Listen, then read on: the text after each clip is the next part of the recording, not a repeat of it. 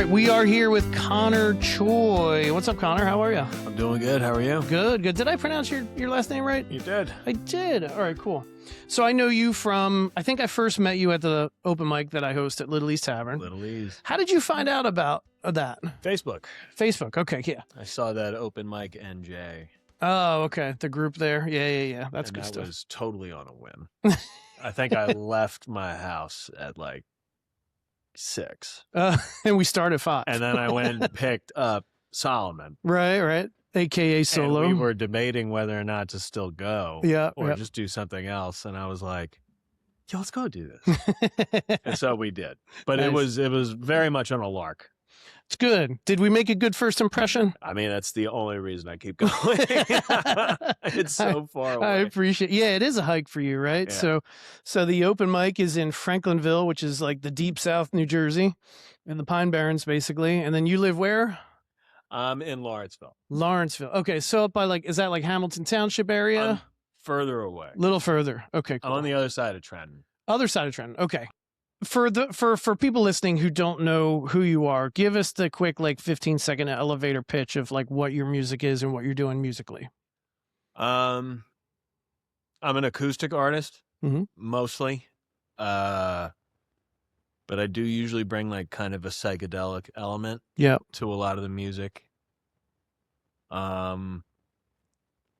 I take a lot of influence from Nick Drake and Michael Hedges. Okay. But I also listen to a lot of stuff like 90s grunge bands, Smashing Pumpkins, Radiohead, stuff like that. So I try and incorporate a lot of different elements of, I guess, rock music into it, but it gets more and more experimental. Sure. And for the folks that don't know, you do that by way of your pedal board, right? Usually, yeah. Yep. And what do you got? What all do you have on that pedal board? I use the wah. A lot, usually to hide errors in the guitar playing, which there are very little. Well, that's very nice. Yeah, I do that. I use an octave pedal, but I really only ever use that while I'm creating loops. Okay. I just bought a noise suppressor, which I Nice. figured out how to work. Okay. It really just doesn't do anything. Yeah. And then I have 2 delay pedals, and the 2 delayed pedals, I'll change the Grand Canyon a little bit, but I usually keep it on a reverb, sort of shimmery, sort of echo delay. Yeah. And then I have an Obscura that I put earlier in the chain, and that I use to reverse noises. Okay. But I put that one first so that I can then have the reverse sounds go into the other delay. So sometimes okay. when the thing's starting to feed back and get more and more chaotic, that's usually I've got it going through both. Okay. And then the Grand Canyon also doubles as a loop pedal. Gotcha. So. Okay, cool. All right. So when did you first start I think we talked about this before, but I can't remember. So is guitar your first instrument? Bass, that's right. Okay. And when did all that start? I started getting into bass when it was the end of my junior year of high school. Okay. And I liked singing a lot, and I liked writing poetry and writing songs, but I had no way to ever perform them. So I kind of started picking around at a bass, thinking that it was just kind of simpler, but right. Less strings. It has fewer strings, but it's harder to play. So I think that actually really helped me when I transitioned to guitar a couple of years later. Okay. I already understood how the bottom 4 strings work. So right. I usually think about those strings first. Oh, okay. Instead of the upper ones. Yep. And then I only really learned how to use the top 2 strings because of learning how to play reggae and things like that. Okay. They do a lot of upstrokes on those chords. Yep. But yeah, that was way secondary to learning the rest of the guitar. Nice. Did you ever take lessons or anything like that, or are you all self-taught? No, I can't read or write music either. I'd like to think I kind of understand music theory, but again, it's all by ear. Yeah. If I ever write notes for myself, they're all just tabs. I don't understand how sheet music works. Right. Well, it's interesting that you've never had lessons really, because you do, from what I've seen you play, you do a lot of like alternate tunings. So like, and I don't want to jump to conclusions. Are they like full on alternate tunings, or are you just in like drop D or drop C or something like that? Explain to me how you tune sometimes. I do write. I've tried a bunch. My favorite are just drop D or drop C. Okay. I play in a D standard mostly now. Oh, okay. All right. And then when I do, especially when I do a lot of the harmonic oriented music. Yep. That is mostly done in drop C. Okay, so if you've never been taught really, how did that come about? Because I've never. I mean, it's taken me. I still don't play in alternate tunings except for specific songs. Okay, that was probably how it started. Because when I was learning, I didn't have any understanding of music, right? And I didn't have a good enough ear. I mean, I still don't, but I definitely didn't then to just kind of pick it out just by listening to it. Yep. A couple of songs that was like one by Metallica was one of the first. Nice. The arpeggiated stuff. Yep. But for the most part, I'm not good at doing that. So it was just learning tabs, and I think the first song I saw you use that was, I think, Everlong by the Foo Fighters. Okay, and that's in drop D, right? That's in drop D. Yep. And that's the way he voices the chords also then kind of informed how you could play different variations of everything forming. Sure. He wasn't just playing like a B minor or a straight D major. It was kind of, so I think that was, and he does that big slide riff and everything. That was real. That and like the Smashing Pumpkins do that a lot. That definitely informed my guitar playing. Nice. A lot. Okay. And then when did you start? Have you done did you do the whole cover band thing, or have you always been an original artist? Yeah, I think I had written not enough music to get through an entire set. Yep. But I had written enough that I think by the time I was playing live in front of people, I already had material that I was dropping in it every time I played. Okay, cool. But I didn't have enough, so yeah, I had to learn like a lot of covers. Right. I definitely learn fewer now. I tend to spend a lot more time trying to noodle around or practice or right. But I'll learn like a few every year and then sprinkle them in, because I like when I go to bars, that's what people want to hear. Sure. Yeah, same with me, right? I mean, most people who know me as the cover guy, so yeah. I mean, you want to play songs that people know and all that stuff. Yeah. I did notice though, like when you play your songs at the open mic, whether it's a cover song or an original, you have a tendency to like noodle around and play with the pedal board and all that stuff. And I think it's great. It puts your own spin on even like a cover song. So like, is that stuff you've always just kind of done, just experimenting with sounds? No, that's definitely newer. Okay. Because originally, like, I was just trying to get like overdrive pedals or like blues driver pedals or stuff like that. The more psychedelic edge that I lean into now, I think it's just like, honestly, I think it's just how my music taste has evolved, that I find that to be a little bit more interesting than just raw heaviness and the power. But originally that was for sure like what I liked. I still do. I just think maybe like a band that I think does that perfectly and combines the two is like Tool. Oh, I love them. Yeah. Combining like all of those really psychedelic elements, but also having some real rock edge. Yeah, absolutely. Is really, that's like what I think if I were in a full band, that would be the kind of sound that I'd really emulate. Yep. But as an acoustic guitarist who usually plays either by myself or just with a couple percussionists, that's, yeah, I hear you. I'm a little limited in what I can do tone and sound wise. Right. Yep. You know. Have you ever played electric guitar then too? Or? Sure. Okay. But not really in like a band setting. Okay. Yep. Other than when I'm working in Fuzzbrain. Fuzzbrain. Okay, yeah. So let's talk about that project, right? Okay. So what is Fuzzbrain? Who's in it? When did it start? What kind of music? So Fuzzbrain originally started, I had met my friend Victor, who joined a band that I was in. I guess we were like 23 or 24 or something like that. and I was our really bad drummer, and Vic was our violinist. And then we found out that Vic did electronic music, and I had approached him because I had been writing like rap material into some of my acoustic stuff, and I really liked his electronic music compositions that he had shown us. So originally the idea was to kind of just make like a one-off little track and we just like have it. Right. And then after that, I approached him about if he wanted to record me for an acoustic thing so that I had stuff to send to bars to play. Yep. And so there's 3 songs on our first album they're Party Like Us, Loaded, and a song called Drift. And the 3 of them are the original 3 that I sat down with an acoustic or an electric guitar and recorded like everything. Okay. And then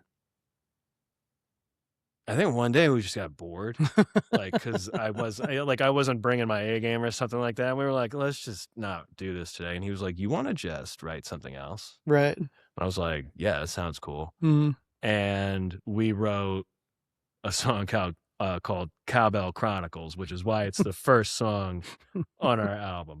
And then we were like, oh, well, let's just do this. Right. And then that really grew into being a 17-song album. Wow, 17 songs. So when we released it, we're really, really happy about it. Yep. Our friends all liked it. But like we don't have like a following. We don't promote it very well. We're kind of limited with when and where and how we play live. Okay. Why? He needs like a full DJ rig. Oh, okay. Yep. So he brings like turntables, laptop, everything. He controls what comes on. Gotcha. And then I still don't understand how DJs what they're doing when they're turning. I don't the either. knobs, So but yeah. he's good at like fading in and out. I know he like sets the pace that we play at and everything. Yeah. And then other than that, it's kind of karaoke for me. I just either sing or rap over what's playing, and then where it's applicable, I'll play the guitar. Okay.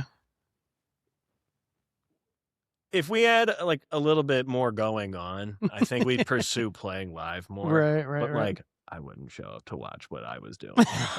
So it seems unfair. We've done it like 5 times. Yeah. It's been really fun. Yeah. Well, that's what it's all about, really. Yeah. You know, just having fun doing it. If people like it, they like it, you know? And then I forget, like, we just kind of kept going with it. And then releasing the second album, I do remember looking at it and being like, look, even if people don't like or care about this music at all, not a lot of people get to say they released 2 albums. That's true. It's true. I was like, we should at least feel good about that. Mm-hmm. And we're actually working on our 3rd album, which if I say a date, I'll give him a panic attack right now when he sees this. But it's hopefully within the next few months. We're aiming to be done. Yep. And then it'll very shortly after that, we'll have it released, hopefully around the summer. Okay. So Fuzzbrain currently has 2 albums out, hopefully a 3rd sometime this year. I assume they're on all streaming platforms, or is it just Bandcamp? Right?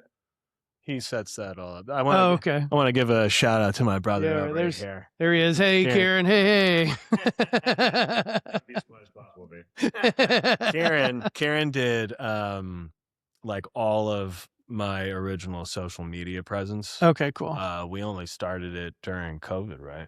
Yep. Yeah, because I was living at home with you guys. Yeah. We're all nearby each other. Nice. And I was living like literally on the same block as my parents. So I could just so during COVID, we were doing a lot of filming like outside in our backyard. Oh, yeah. My apartment had a really big backyard and a really big like living space. Yep. I found a slip from Trubify. Did you ever use them during the pandemic? No. They were this awesome, really high quality Zoom experience where you could play live. Okay. It was the closest thing to live. Right. I don't know, like whoever was doing their programming, it was superb. Really? You could log into other people's like. It saved them like somewhere. I hope the website is still up because like I tried to log back in and I think they stopped doing it. It's probably not getting as much use anymore. Yeah. But I thought that was like the standard, and I found they mailed us I guess like a year after they started running it. Apparently, my act, through him signing me up, we were like the 17th ever Oh, wow. act that got up. Nice. So he really pulled his weight during COVID and kind of kept that going because Nice. I had just been writing, but I had no way to get it out there. Right. That's cool. So does Fuzzbrain have its own social media presence, or is it all just under your stuff? He basically did a lot of that too. How can people find you guys on social media? Well, don't look for us on social media because we won't find you back. But our music's everywhere. So it's on SoundCloud. It's on. The first one's on Bandcamp. I don't remember if we dropped it on the second one on Bandcamp. Okay. But both albums are on YouTube. Both albums are on Spotify. We have an EP that we released prior to this third one that's coming out. So those, what is that, like 34 songs I think are out there between the three projects. And so this one's going to be around 14, 15, something like that. Yep. I think Instagram is also a pretty good platform. You're on that pretty often. I am. Instagram. Okay. I am. Nice. If you go to my Conor Choi music page. Conor Choi music. Yep. But I haven't posted anything on our Fuzzbrain platform in quite some time. Gotcha. All right, cool. Is there another project that you're a part of, or no? Or am I just misremembering? I thought you said you had like a smaller group, like almost like a trio or something. I do use when I play live to get other people involved. So if you call me a band leader, I'd be the worst band leader. But like, it's kind of me playing the guitar is like kind of the ingredient that's in all of these acts. And you're singing too, right? Guitar usually, player, but sometimes like I'll let Solomon do all the lead vocals. You've seen that. That's a lot more improvisational, but I would be lying if I said I don't derive a lot of pleasure from playing the music with him and writing some of our sillier stuff. Right. Because my music's very dreary a lot of the time. So it's a lot more fun, and he brings a totally different energy. I did just start playing with my buddy Sean Henry, who's the best bagpiper on the face of the planet. Bagpipes. Wow. Piper. Nice. Plays the hell out of a penny whistle. I don't know. You give him any of those weird Celtic instruments, he's very good. So we do not every week, but like every other week or something like that. Okay. Been going down doing that at the AOH. What's AOH? Ancient Order of. Oh, okay, gotcha. He's a member from his bagpipe group. Okay, cool. And what does that sound like? I know you told me a story about how you had an impromptu like Irish gig or whatever, and you had to like learn. Is that through him? Yeah. So he plays the uilleann pipes as well, which is, it kind of looks like that thing you use to shoot the soot out of your fireplace. Okay. You do that, and then it's the flute, but you don't have to blow in and inflate the bag. Okay. And then he does something else. It's like playing the accordion. There's like four things going on at once. Yep. But it sounds like a quieter version of the bagpipes. Okay. And then it's hard to play with him when he's playing the bagpipes. Because he's so loud, right? That, and then the other reason is that it's slightly off of a natural pitch. Oh, okay. Like it's not, I think it's just off of B flat, if I remember. Okay, all right. So if you want to play with him, you have to detune all of the guitar just a little bit, tune, which is really hard to do. Yeah, sure. Unless you want to sit there and like do every string. Right. Yeah, I mean, I'm going to show how little I know about this stuff, but I know like a standard guitar is tuned to like 440, whatever that means. So I'm assuming, I mean, so I think it might be frequency or something like that, 440, something like that. And I guess bagpipes are probably not on that. It's not like it's a whole step down. It's just somewhere in between. You know what I mean? It's not, because you can have like semitones and stuff. Right. Like when I do all that harmonic stuff, sometimes if I'm like not quite hitting the harmonic note, it'll just play a wrong note. Right, it'll be a little off. It's like that. Gotcha. It's like just off. Yep. So you can play with them, but you basically have to have another guitar that's just set up for that. Oh, okay. And I don't, because my other guitar, my Taylor's in a different tuning altogether. Right, right. So I don't usually bring that one. I usually play my one that I keep in standard. Okay. Very cool. Yeah, very cool. So I imagine all the stuff you're playing with him is like that kind of Irish-based music, right? Mostly. Yeah. Do you get experimental with it and do other stuff? Not as frequently. I don't know the music quite as well as the other guys in the group. Okay. Yep. So I don't want to get like too crazy and ruin it. Sure. That's also like I'm not the lead right member of that for sure. There's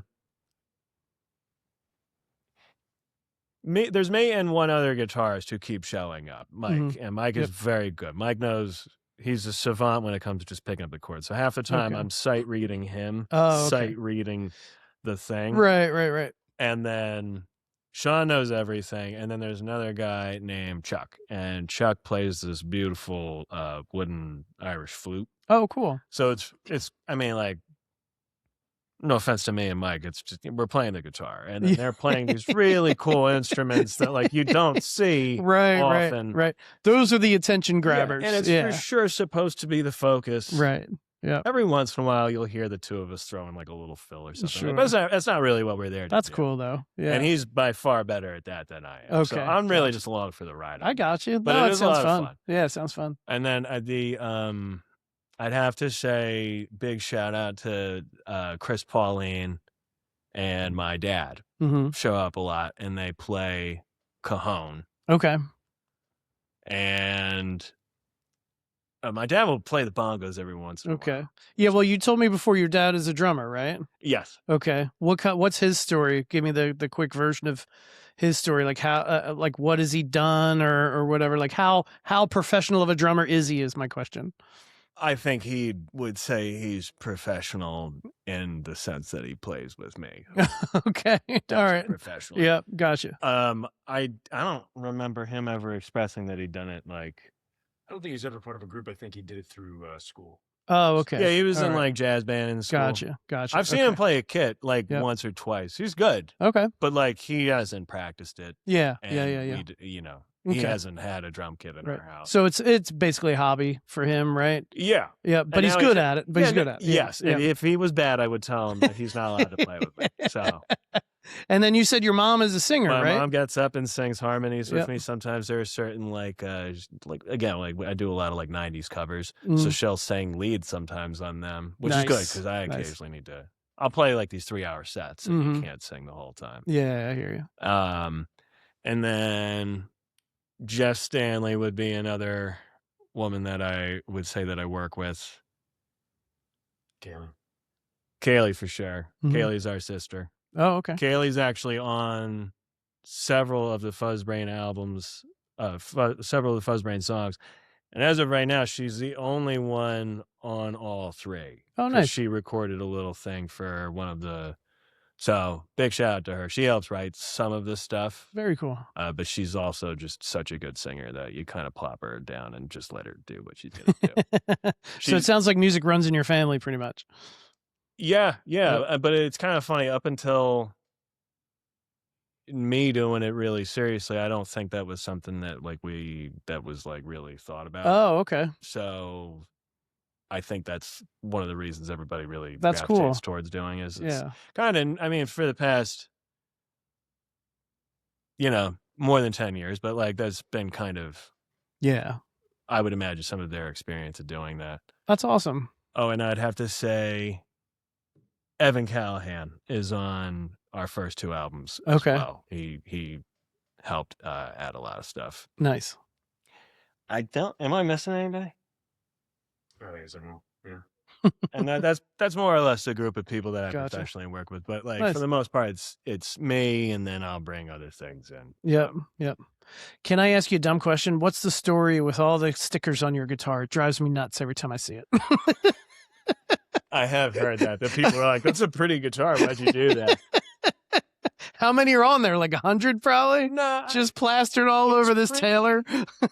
It's pretty... I'll pull it out. Right here. Because it definitely started somewhere. Right. So, like what was the first sticker you put on there? The first one? Mm-hmm. Is it covered up by the other ones? I did my best not to cover them up. Look at that nonsense. It is a little nonsensical. I'll give you that. This was one of the first ones. Yeah. As you can see, it's all worn out now. I just thought this guy was doing a, you can't see it anymore, but it says blunt rap. Okay. And I saw him performing in Mill Hill Basement and just thought he was cool. And he gave me the sticker. So that was one of the first ones, I think. I think this one would have been, which is, you can't see it, but it's a picture of me. That's Chris.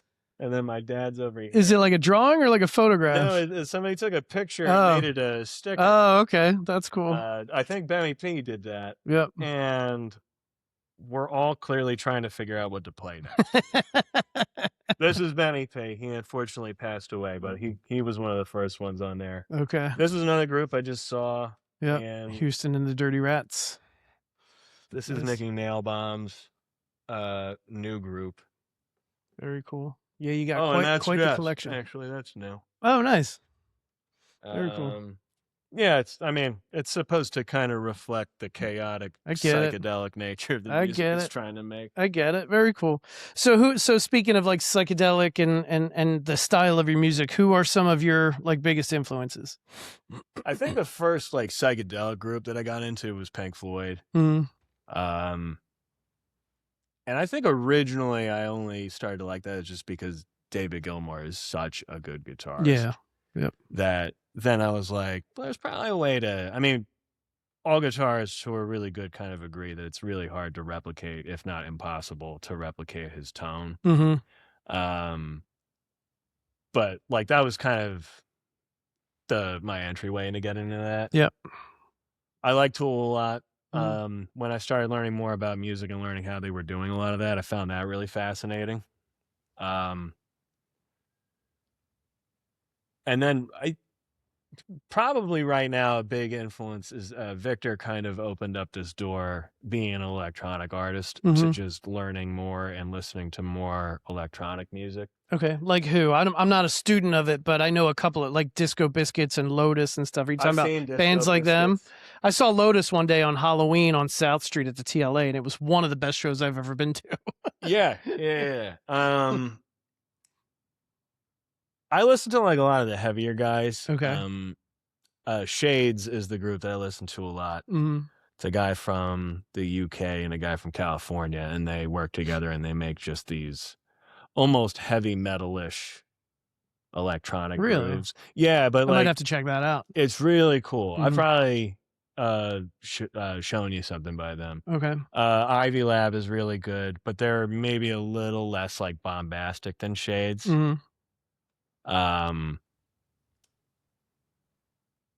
I like a 20 Sil a lot. That's a little bit closer to the kind of music that I would see myself making. 20 Sil? 20 Sil with a Y. Okay.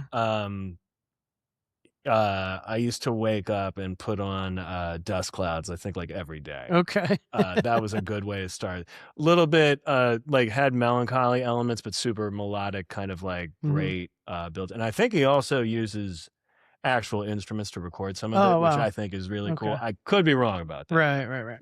Yep. But yeah, groups like that, and then like especially working with Vic, I learned how to like play the studio a lot more, because a lot of the stuff when we come in is just like I'll sit down with a guitar, he'll sit down, and we don't really have like an idea. Yep. And then either I'll play something on the guitar that he likes, or he'll start like kind of creating a drum loop or a bass pattern. Yep. And then I'll write something around that. And that's kind of how we do it. Okay. And then usually we just start piling effects onto stuff. Yep. So that's kind of like, I think, how a lot of that gets born. It's just like a building process. Yeah. And like how weird can you get it before. Without being too weird. Or it's like going tacky. Too far. Yeah. And then it's like, that's not even really accomplishing what you want to anymore. It's just kind of silly. It's all about like trying to pick and choose what services the song the best, right? Sure. You know what I mean? Like, yeah. I mean, I guess every band kind of goes through that, but I would imagine with that style of music and working in that environment where you've got almost unlimited access to any sound you want, it can sometimes be tempting to just flood a track with pretty much every bell and whistle possible, and then just be like, all right, wait a second, we got to dial it back a little bit. I would give Victor probably the lion's share of the credit for the dialing me back. I'm not usually the person trying to dial it back. But again, like, you know, he's probably more tasteful when it comes to the creation of electronic music, just because he's more experienced listening to it. He kind of knows what like an audience would want to hear. He knows what he wants to make. It's kind of like when somebody's really good at getting like the idea in their head and like drawing it. Oh, okay. Like he's very good at being like, I want it to sound like that. And then he'll be like, he'll just do it, make it and manipulate like pretty much any noise. That's cool. That, like, we have songs where it's me hitting wine glasses into the microphone and then it becomes like part of the percussion. It reminds me a little bit of like some videos I've seen of Charlie Puth. Right. I've seen him on like the Tonight Show or something like that with like Jimmy Fallon. He'll tap a pen against a coffee mug and then put that into his laptop, and he's got a full song in 2 minutes. You know? So yeah, that's cool. I find that stuff very interesting for sure. Yeah. That's like some super genius stuff. Now you also mentioned like reggae, and you also mentioned like rapping on top of songs. Where does that stuff come from?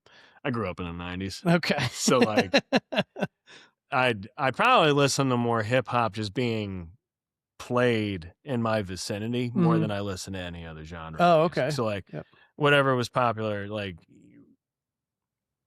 like from I would say like 97 through to like when I was like 12. Okay. Either that or it was like I was listening to a lot of pop punk because that was on the radio a lot around that time.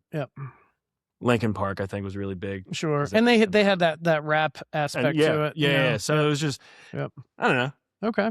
I'm white and not from the hood, so it's not really like the genre I'm supposed to be doing. No. But like, it's all interesting though. You know what I mean? Like you strike me as a musician, and for, I don't know, we've known each other, under a year, I think, right? So it's like every time I see you play, I see little bits and pieces of all these different random like influences, and sometimes I'm just like, where the hell did that come from? Like sometimes I hear, you and I have talked about John Mayer before, right? Like sometimes I hear John Mayer and you're playing, sometimes I hear Dave Matthews, and then all of a sudden there's some Sublime thing going on, and I'm like, what's going on?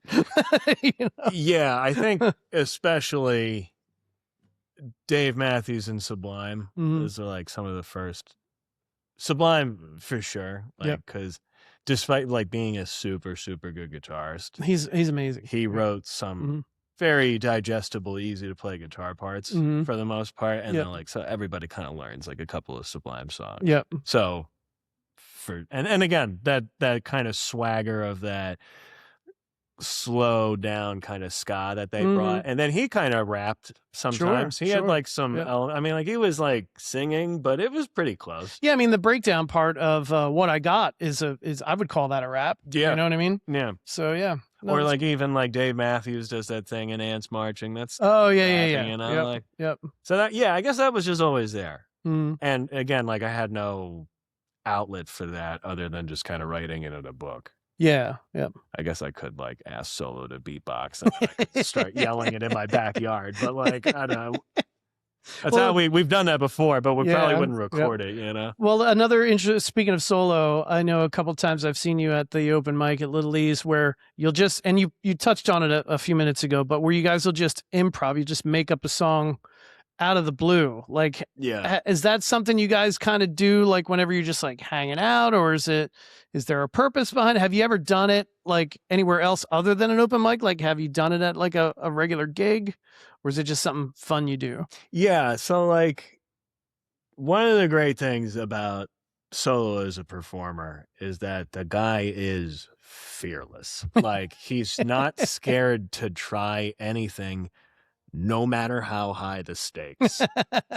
And he's often successful just because he's like crazy charismatic, and he's got a deep not necessarily a super deep understanding of every single like art form, but at least a little bit. Right. Yep. Like if you ask him to play an A chord on a guitar, he doesn't know what that means. Right. But he's written full songs on the guitar, and he's played them like for you and Leanne, and like you wouldn't be able to tell that guy doesn't really know how to play. Yeah, when you first told me that a couple months ago, whatever, you were like, yeah, he doesn't like play the guitar. He doesn't know how to play the guitar, but I've seen him in front of people.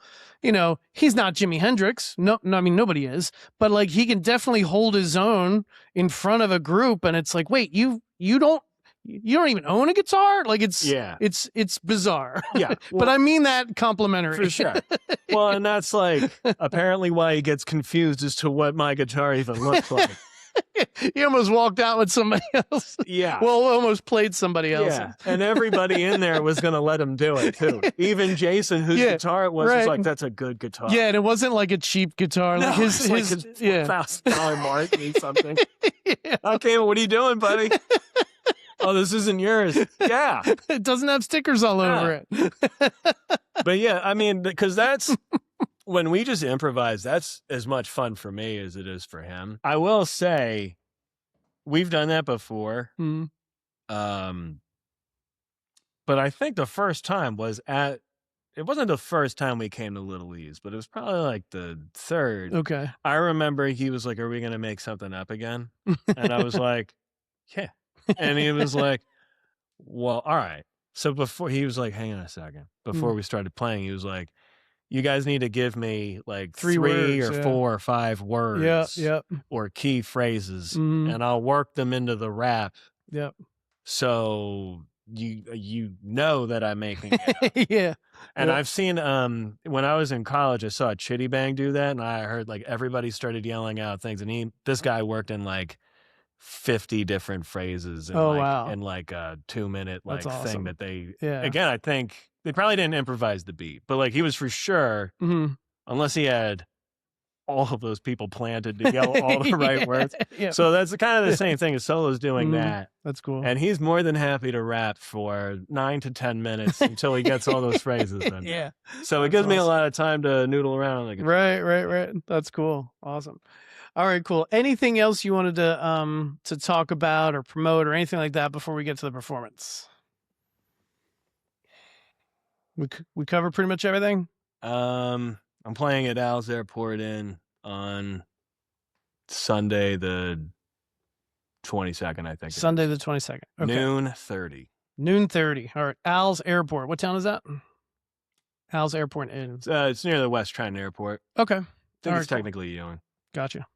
All right, cool. It's Ewing. We're there a lot. It's Ewing. All right, cool. What songs do you think you're going to play for us? I'll play the first thing that I ever said was like done. Okay. I'll have to swap out a microphone. So we're going to take a break while you, cool. tune up or whatever. But yeah. So do these songs have titles or no?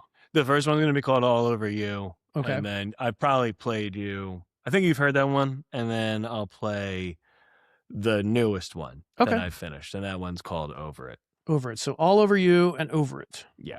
Gotcha. Wow, I should probably not have put over in both those. It kind of fits the thing. That's all right.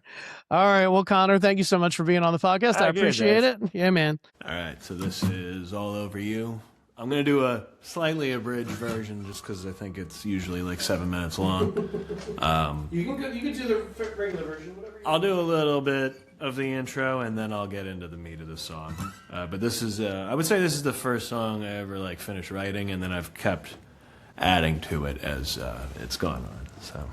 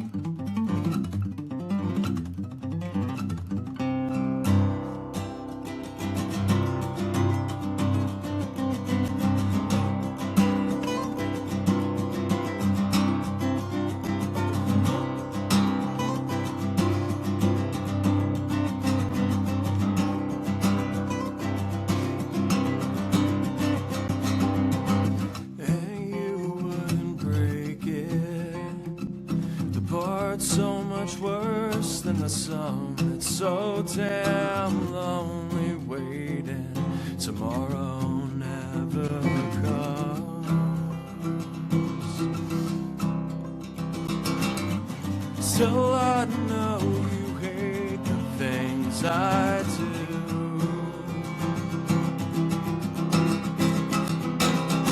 And I can't barely fake it. I'm falling apart at the seams, but I'm still standing, fading, a part of no one's dreams. Still I know that it's all over you. Still I hope you get these things I say, even when you can't understand them. And just 'cause we've wasted another day, tomorrow might be so much better.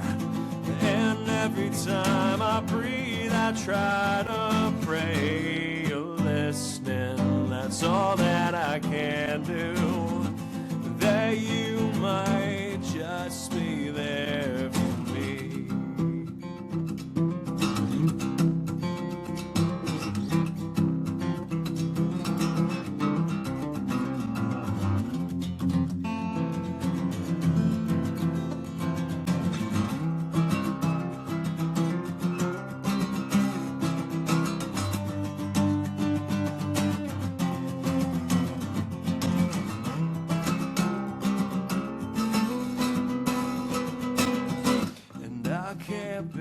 Fake it. I'm wanting these wordless songs till I hope that you can hear them. I played them far too long. Still I know you hate the things I do.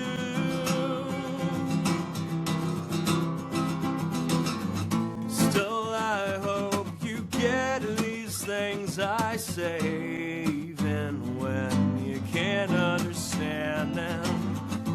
And just 'cause we've wasted another day, tomorrow might be so much better. And every time I breathe, I try to pray you're listening. That's all that I can do. That you might just be there for me.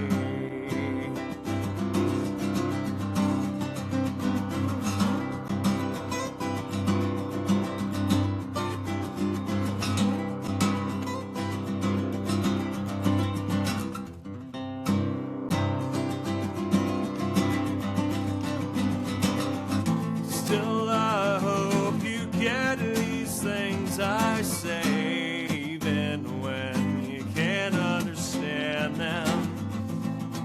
just 'cause we've wasted another day, tomorrow might be so much better.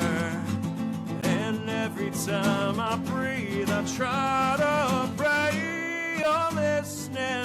That's all that I can do. That you might just be there for me.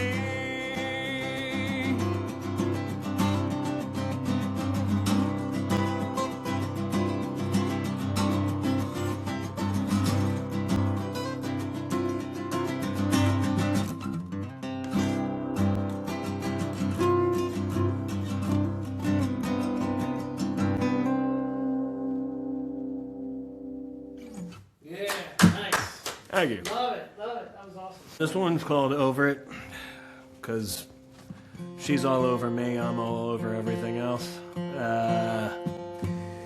This is just, I think this is the most popular one that I've written recently, so I feel like this would be a good one to do.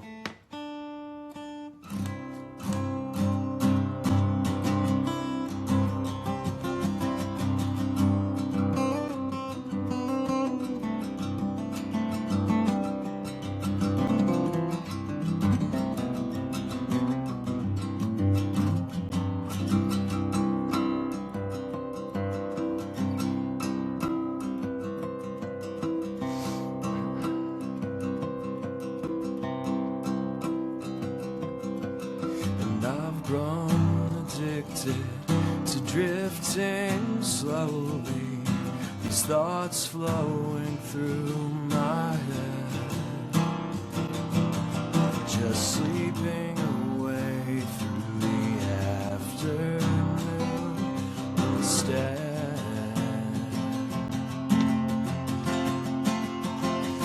And the sun comes up and I know I should lie down at least for a minute or two. Instead I'll sleep it away through the afternoon without you. And I'm over it all. I'm over it all. I'm over it all. I'm over it all.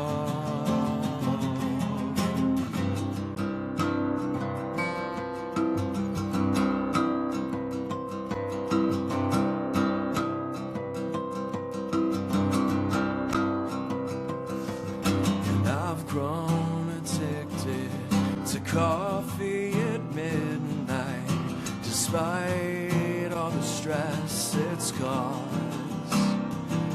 It keeps me sleeping away through the afternoon so far.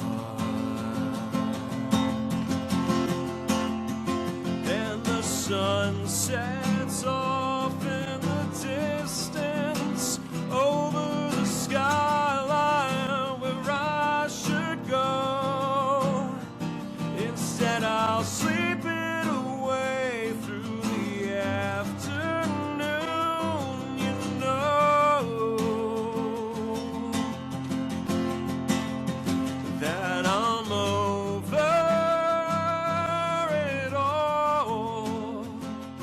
I'm over it all. I'm over it all. I'm over it